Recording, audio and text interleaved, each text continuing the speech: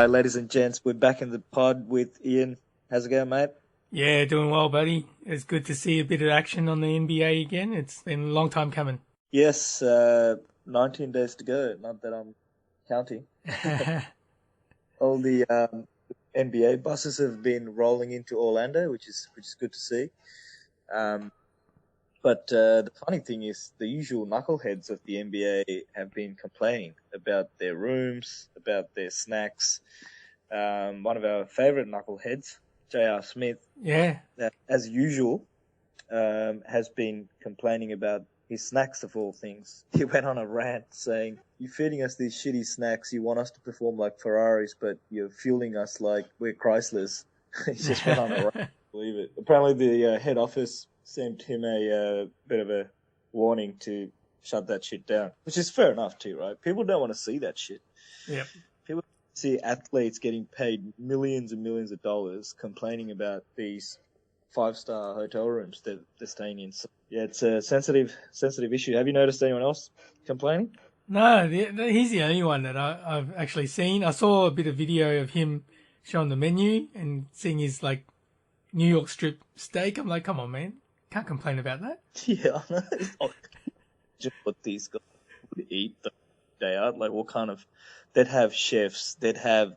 Or when they go to restaurants, they buy, like, the best meals, you know, $200-300 meals every single time. So they are absolutely pampered. I saw Patrick Beverley was one of the guys that was complaining as well. He was kind of mocking the facilities. There was some other dude, I can't remember the name, but he bought himself a TV because he wasn't happy with the TV in there. Joel Embiid apparently complained about the food as well. So the usual knuckleheads.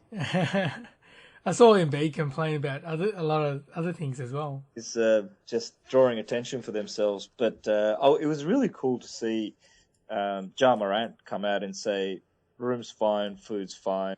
I'm not a silver spoon kind of guy," which is such a good message, right? It's great to hear. But I don't know. It's a funny situation. You want to be really careful as players when people are stuck indoors, people are losing jobs in the world. And these guys get an opportunity to make billions of dollars and get set up well by the league, but still complaining with what they've got. They've got to be careful with that stuff. Yeah, I know, right? Like they're getting a bit showing how, I guess, pampered they are, and just I don't know. It's a bit funny. Yeah. What did you think of Paddy's gesture? He was on TV recently on ESPN Australia, I think. Mm-hmm. I thought it was a good gesture for him. I mean, he understands what everyone's going through, and personally for themselves, they haven't got it all that bad. And he's doing exactly what I think we talked about initially in terms of do you go or do you stay? Mm-hmm. And he literally said what we were talking about before. He said, "I don't want to leave that money on the table, where I can be giving that money to the black community." Yep. Which is pretty cool, and I think he's giving away all his salary that he'll make at the Orlando bubble to some black organizations in the US and Australia, which is pretty cool. Mm. Good to see. Yeah, like they got to put their money where their mouth is, right? You know, can't be just talking trash and then living up in their mansions or whatever, not actually helping anyone. Yeah, people are actually coming out and saying Kyrie, he kicked up a bit of a stink, I guess, but he's made the NBA lift expectations around the Black Lives Matter movement, which is pretty cool. That's good for him. You know, things like buses painting with messages on it. Players will have the option of having something on the back of their jersey with messaging as well. So look, Kyrie, although we thought he was a little bit cuckoo back then, but I think that's worked. He's a smart guy. So yeah, I don't know if he's cuckoo or he's just pretending like it's a persona. It's a bit like Uncle Drew, you know. He's just a bit lost. You're right. I heard LeBron's not putting anything on his jersey. He's just going to go with his own name. Yeah, there's a bit of, I guess you could say, contention about it. Like, he doesn't want to put any, social justice messages on the back of his jersey. He's just going to go with the name and just go. All he wants to do is concentrate on winning the chip. He doesn't want to. He's very focused in on it, right? He's probably the one guy in terms of messaging that's like really keen to go out there, and right from the start, he's been wanting to go out there and get the season started. Firstly, how prepared he's been, so on and so forth. So he desperately wants to win, right? Yeah, why not? Because, you just focus on that and just get the job done, because that's what people want to see. They don't want to see you fluff around and try and do all these other things while playing basketball. So it just detracts from it. What do you think? Let's go through some of the lists in terms of possibility to win. Mm-hmm. Who you got, firstly, to win it all from here onwards, considering all these changes? And it's for the remainder of the season, it's probably more above the shoulders, you know what I mean, rather than anything else. It's about me. So with that, what do you think? Who's best placed? Well, the confirmation of Howard being back for the Lakers makes a big difference, because before they were going to have someone floppy down there defending AD, right? So it's sort of, I guess, puts it a bit more into contention between the two LA teams. I think the Clippers are still slightly ahead for me in just that how they gel together, the work ethic of all the guys on the team, right? There's no dickheads on the team. They all think about team first, and just what they bring with Pat Bev and all your, I guess you can consider your second tier players, just the mentality they bring compared to the Lakers. Yeah. I've got Clippers probably ahead as well. I just think that combination of Kawhi and Paul George is, and plus, having Montrezl Harrell in the post as well. Jamal Crawford just got signed as well. I think bit of bench scoring for them. Yeah. And doesn't Harrell, like, he just plays big for his size. Like, he's not a big, but he's big enough. And, usually close in terms of end of fourth quarter. He's a fourth quarter kind of guy. Yeah.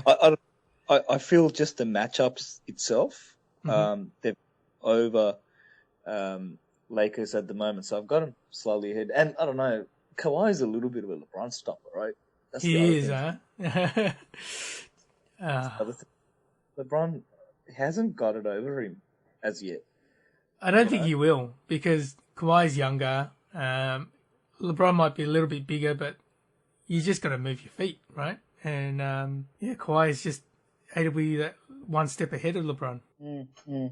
Yeah, that's my thing, right? At the end of the day, I think, can Kawhi stop LeBron, and what's AD going to do as well? AD will become a bit of a matchup problem for Clippers, you'd think, as well.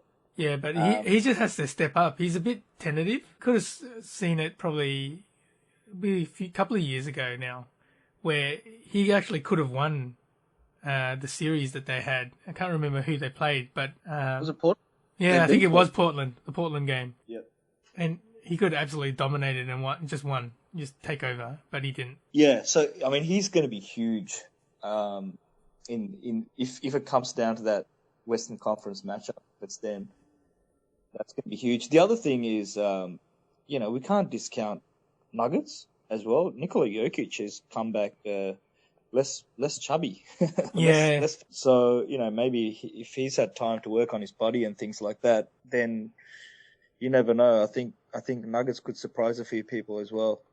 I don't know. I just feel like it's going to throw up some surprises because there's other variables at play now. So whoever comes up with the right mentality to come out and play, the urgency, the resilience. Yeah. Well, speaking of less chubby, have you seen Zion? Yeah. He looks like he's lost like 10 kilos and he's just put on muscle, right? Chiseled, huh? Yeah. That's scary because if he's worked on his, agility as well and he's less fat, gee, watch out. He might start jumping 60-inch verticals. Good for him. Good. I saw a photo. I thought, oh, He's been working out over the pandemic, which is good. On the east side, you've got the Celtics, Yep. that are gonna be there. You've got Sixers. I don't know. I haven't really even seen much from them. Mm-hmm. Nothing says that they've improved to me. Yeah, I was just going to say on the Sixers, I think Coach Brown's job is at stake, right? If they can't gel, I think Simmons is injured, but hopefully he'll be better time to play towards the back end of this tournament. But you'd think Coach Brown's going to get the ass if it doesn't happen. Yeah. And Al Horford, paying him 4 years max contract or thereabouts, they're going to regret that one because that's going to be a massive albatross for them. And just on Celtics, I have to say, we're not sure if they're going to win it, but really impressed with Jaylen Brown. Just what he's done in the off-season. We heard stories about him driving all the way to Atlanta protest. And he's actually recently come out and said, guys, we've all come from humble beginnings. These we can extremes. It's not a big cause here. He's a very intelligent guy. I've got a lot of respect for him, actually. And yeah, you're right. I think in the East, they could potentially be in the Eastern Conference Finals with, of course, Giannis. Yeah. Well, Giannis will probably be favourites, but I reckon you can't write off Toronto either. They've actually built a good team culture there. Even without Kawhi, they were playing really well before the whole coronavirus coming in. Yeah. And I saw an article recently about Usai Majari, their GM, putting to Kyle Lowry, saying, find another purpose, because he wasn't playing as well. I think after Kawhi left. Yeah. I think half the season he wasn't playing as well. So, but he picked up his play. Yeah, definitely. Fred VanVleet taking it to another level. Yeah, VanVleet, he's I don't know, like he's like a little meatball full of muscle, right? Yeah, absolutely. So, East is going to be, I think Milwaukee comes out, but still, I think that crew of Giannis's, people like Lopez, we got to see if they can actually win at the end of, deep into the playoffs. If Giannis can win deep into the playoffs as well, so that'll be interesting. Maybe we'll see the new era of Giannis. This is all said and done as well, right? We haven't heard much from him. We'll have to wait and see. Yeah, we haven't actually seen much from him, actually. So it'll be interesting to see him playing, a bit of action coming out. I haven't seen much from the team at all, actually.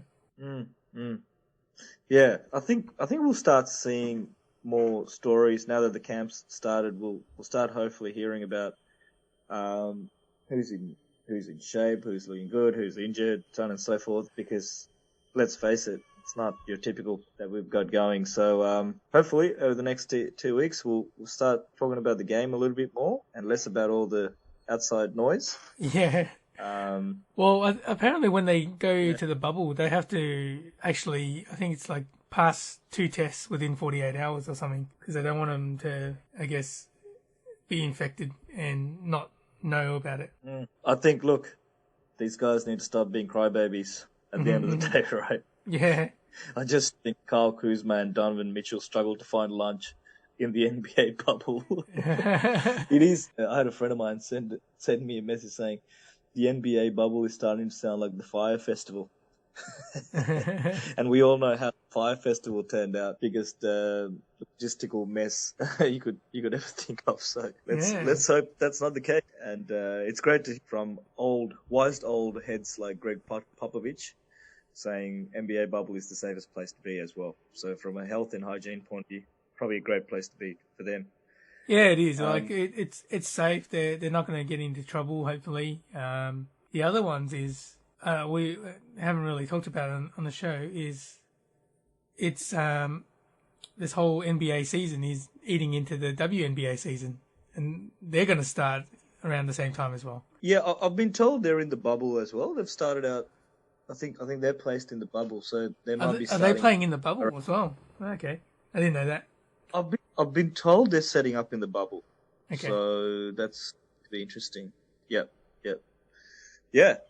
So the ladies will be playing soon too. Yeah, it's kind of funny because I've seen some memes of these high school boys saying they could beat them. Really? Yeah. It's interesting. Shots fired, man. Damn. Yeah, I'm like, no, you can't. I've seen some of the shots they've hit. It was like, Jesus.